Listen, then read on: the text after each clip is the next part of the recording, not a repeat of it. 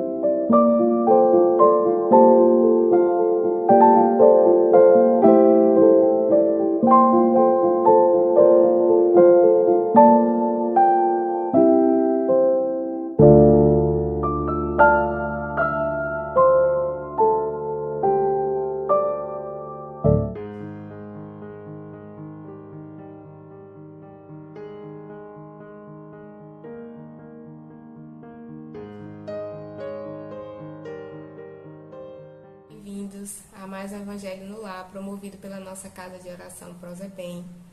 Hoje vamos iniciar com a mensagem maravilhosa desse Espírito, que é um Espírito muito iluminado, que é Maria Dolores, e ela traz pra gente uma mensagem intitulada Carta do Perdão. E ela fala assim: Alma boa, onde estiveres, tranquiliza quem te escuta, seja na dor ou na luta, da prova que envolva alguém, construindo entendimento, eis que a vida te deseja. A palavra benfazeja na garantia do bem. Recorda, às vezes o incêndio que se amplia, cresce e arrasa é uma faísca de casa mantida em desatenção. Vemos também grandes males, surgindo de bagatela que a sombra desenovela num pingo de irritação. Fita os céus de estrela a estrela, o universo brilha e avança com garbos de segurança que não se sabe explicar. É Deus que nos lembra a vida, desde os páramos supremos, o dever que todos temos de servir e edificar. Onde estiveres, atende ao nosso claro programa, desculpa, trabalha e ama. Em qualquer senda a transpor, onde a discórdia apareça, aí é que Deus te eleva, por luz que dissipe a treva, na bênção do eterno amor. Então, só para a gente fique sabendo, né? Onde estiveres, atende ao nosso claro programa. Desculpa, trabalha e ama. Como é difícil ainda para a gente, né, meus amigos? Mas precisamos nos esforçar realmente para poder fazermos esse projeto realmente em nossas vidas de amar, de servir, de perdoar, que é o grande objetivo de todos nós. Então vamos fazer a nossa prece para iniciarmos bem o nosso Evangelho no Lar. Vamos elevar os nossos pensamentos a Deus nosso Pai, a Jesus nosso Mestre, aos nossos benfeitores queridos que nos tutelam, nos amparam. Nós te agradecemos, Senhor, Pai das nossas vidas, guia que nos ilumina. Ó Pai amado, como é bom estarmos aqui reunidos mais uma vez para meditarmos sobre a luz do vosso Evangelho, a luz das vossas leis. Como é bom aprender, Senhor, com os ensinamentos do Mestre, com o Consolador prometido, que é a doutrina espírita. Gratidão, Senhor, só temos a te agradecer por essa bendita oportunidade em nossas vidas.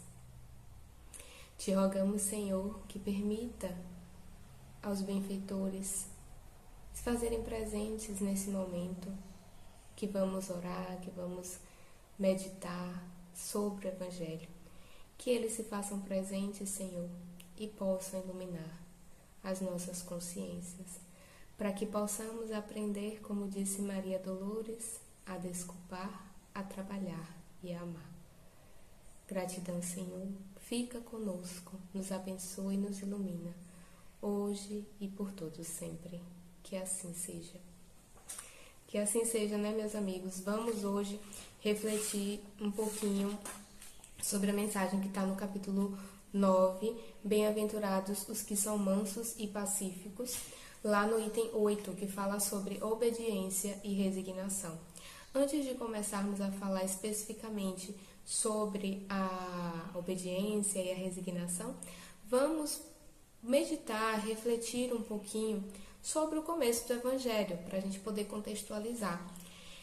E esse capítulo, Kardec, ele traz 3 trechos do Evangelho de Mateus, que está lá no capítulo 5. Ele traz alguns versículos para a gente. Primeiro, bem-aventurados os que são mansos, porque possuirão a terra. Está em Mateus, capítulo 5, versículo 4. Depois, bem-aventurados os pacíficos, porque serão chamados filhos de Deus. Está em Mateus, capítulo 5, versículo 9. Então, só por esses dois primeiros trechos que Kardec traz para a gente já pode compreender que Jesus, ele realmente faz da doçura, da mansidão, da moderação, da afabilidade e da doçura uma lei. Isso é muito claro para a gente, porque como Jesus, que foi o amor em pessoa, o amor materializado aqui no planeta Terra, poderia falar algo ao contrário, poderia trazer, né, eventualmente, Jesus nunca iria dizer que o violento possuiria a terra, ou seria aqui, né, chamado filho de Deus, como ele coloca na bem-aventurança. Claro que não. Por essas máximas, sim, Jesus nos diz que nós devemos ser brandos nas nossas atitudes, devemos ser moderados, devemos ser pacíficos, devemos ter afabilidade, doçura com o próximo.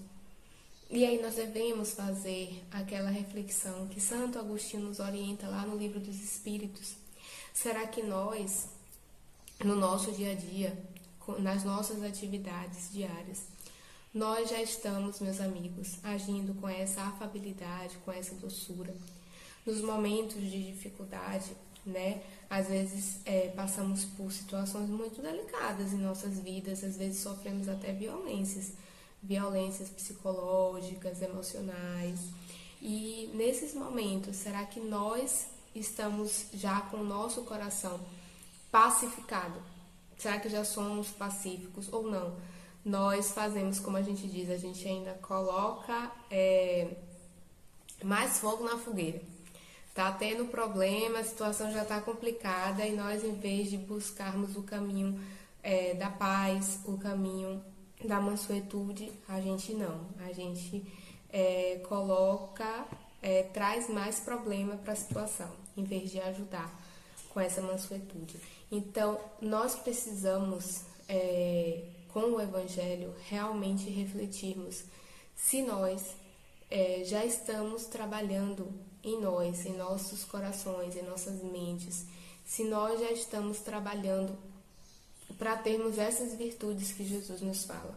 Será que nós já trabalhamos para nos tornarmos pacíficos, para quando estarmos em uma situação de conflito, uma situação que exige uma postura, a gente não tenha uma postura violenta, colérica, né? É muito triste, eu diria assim, quando temos uma atitude colérica.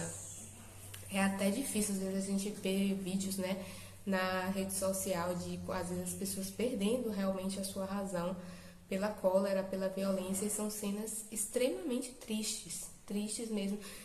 Eu acho que se a gente se assistisse, se visse nessas horas, a gente realmente pensaria, meu Deus, não sou eu, não sou assim. Então, vamos meditar, vamos pensar nas situações que nós passamos e como está o nosso coração, como está a nossa mente, o que pensamos.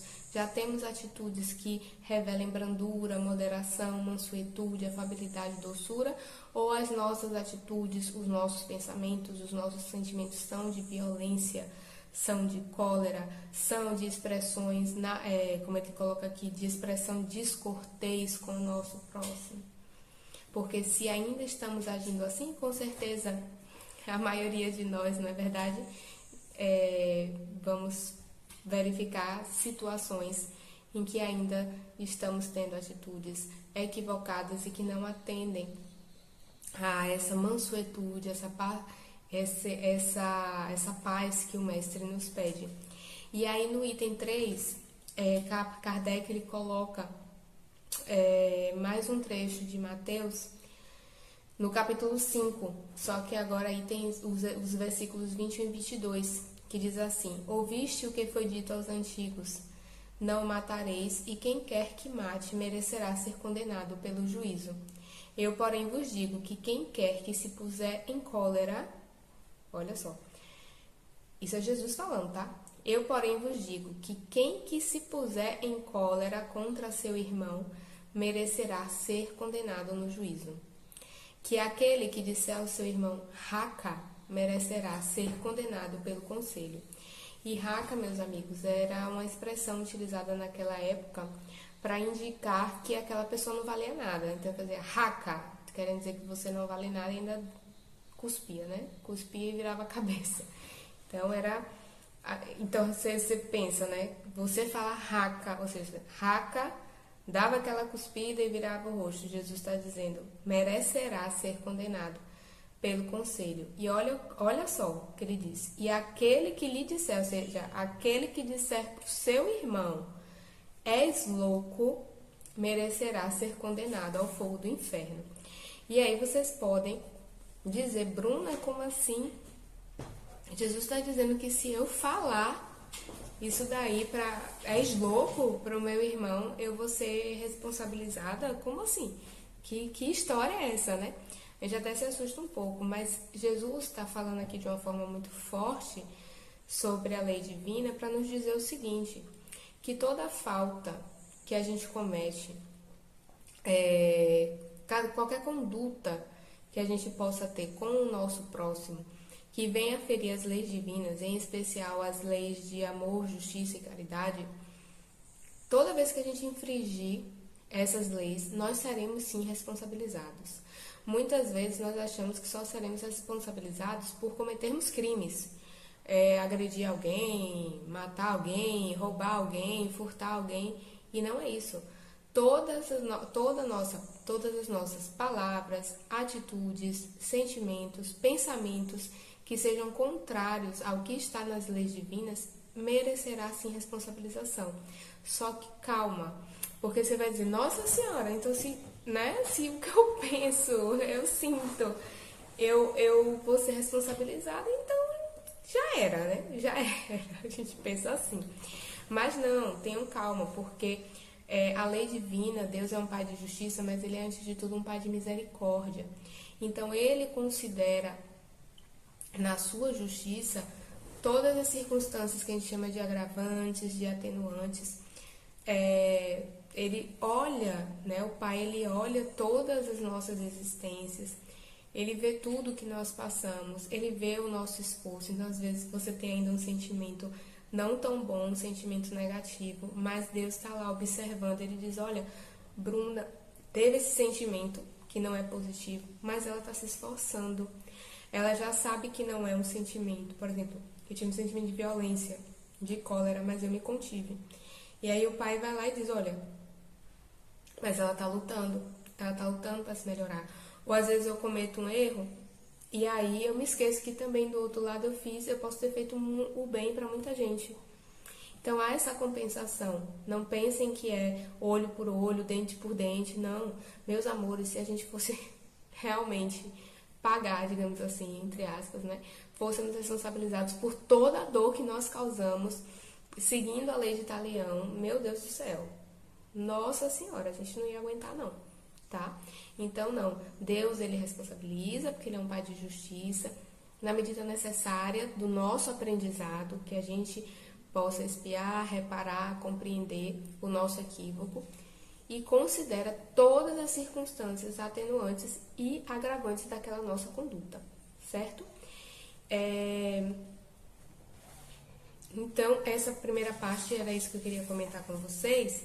E vamos para a obediência e resignação, que é lá no item 8, que foi o que eu quis separar para conversar com vocês. Quis começar falando um pouquinho sobre o começo do capítulo, porque é importante, né, para a gente contextualizar o que é que a gente vai falar da obediência e resignação. Agora faz todo sentido que esteja inserido nessa parte, né?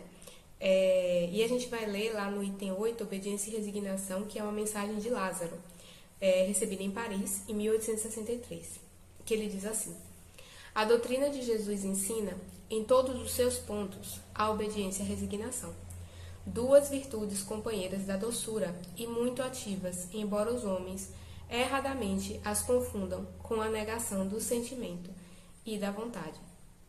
E é verdade. Quando a gente pensa numa pessoa obediente e resignada, a gente pensa numa pessoa extremamente passiva, que nega a sua razão, nega o seu livre-arbítrio, nega o seu entendimento e fica numa atitude muito contemplativa, aceita tudo e nega tudo que ela pensa, que ela sente. E não é isso, porque Jesus, que é o modelo e o guia da nossa humanidade, ele era um ser obediente e resignado. E hora nenhuma Jesus demonstrou em suas atitudes que agia de uma forma passiva, de forma alguma. O mestre não agia de forma passiva, nós sabemos disso. E é isso que Lázaro vem dizer. Ele vem dizer: a obediência é o consentimento da razão e a resignação é o consentimento do coração. As duas constituem forças ativas, porque carregam o fardo das provações que a revolta insensata deixa cair. Então, quando eu obedeço, eu sei por que eu obedeço. Eu compreendo, e por isso a doutrina espírita ela é tão clara. Quando a gente estuda o livro dos Espíritos, nós estudamos, é um livro muito bom, é maravilhoso. Quem não começou a ler, leia. Se tiver dificuldade na internet, nós temos estudo na casa do livro dos Espíritos. E se você não puder ir na internet, tem estudos muito bons sobre o livro dos Espíritos também, que vocês podem encontrar.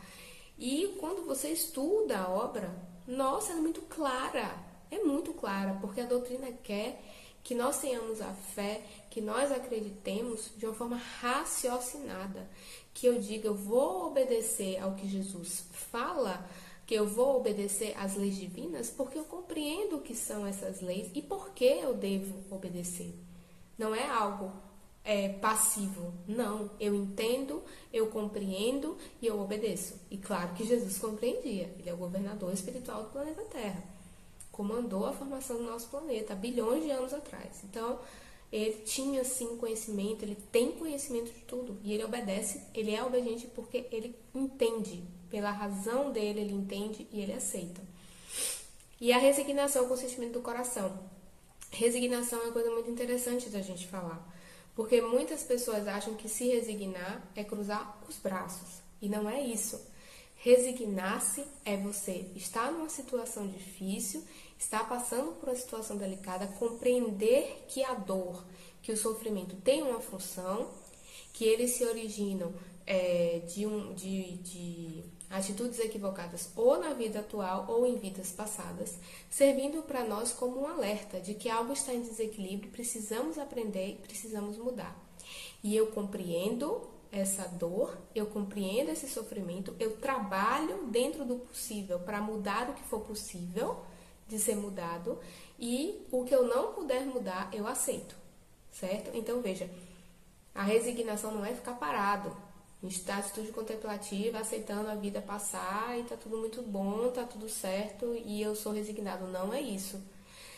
Resignação é compreender porque eu tô passando, aceitar o que eu não posso mudar, mas trabalhar no que eu posso alterar, certo? Eu posso, se eu puder melhorar aquela situação, mesmo que ainda tenha que passar por ela, mas dar uma melhorada ali. Por exemplo, eu estou muito doente, né? Estou passando um problema de saúde muito sério. Eu não vou dizer, eu vou aceitar e tá tudo bem, é isso, eu tenho que viver, tenho que passar. Não, qual é o tratamento médico que eu posso ter para melhorar essa situação? Mesmo que eu venha desencarnar dessa doença, o que é que eu posso fazer?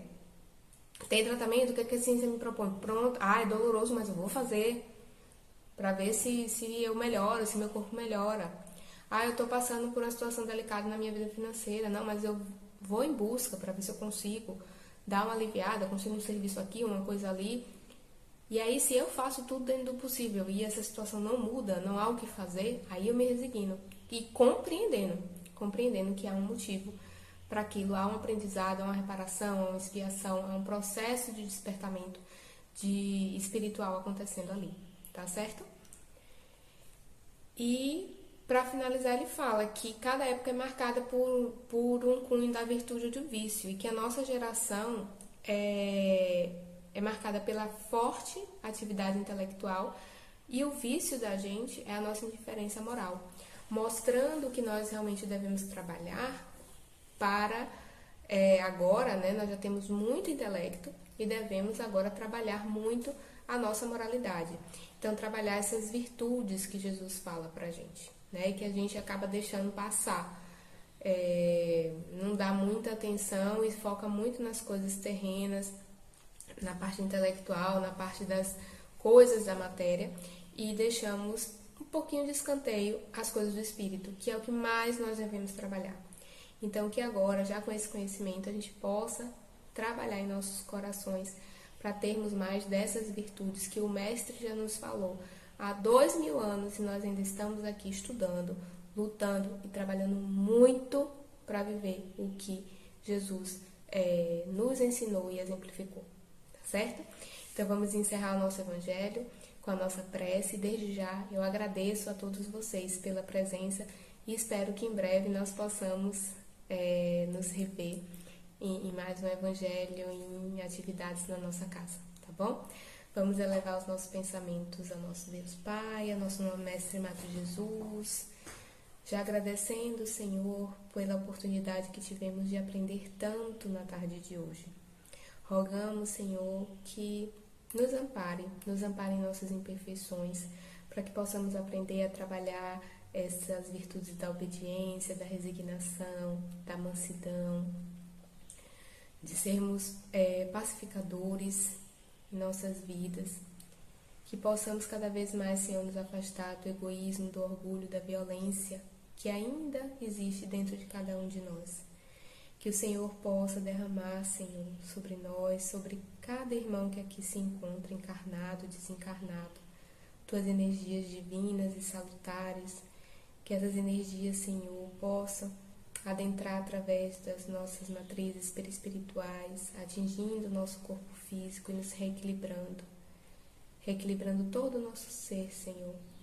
E que essa energia divina, Deus Pai, possa ser enviada para todo o planeta Terra, atingindo todos os nossos irmãos de humanidade, encarnados e desencarnados, que passem por todos os tipos de dores, de sofrimentos, de dificuldades, pelos nossos irmãos que passam pelas lutas das dores físicas, emocionais, pelos irmãos que estão nos hospitais, pelos irmãos que estão nos estabelecimentos prisionais, nos asilos, nas casas de correção.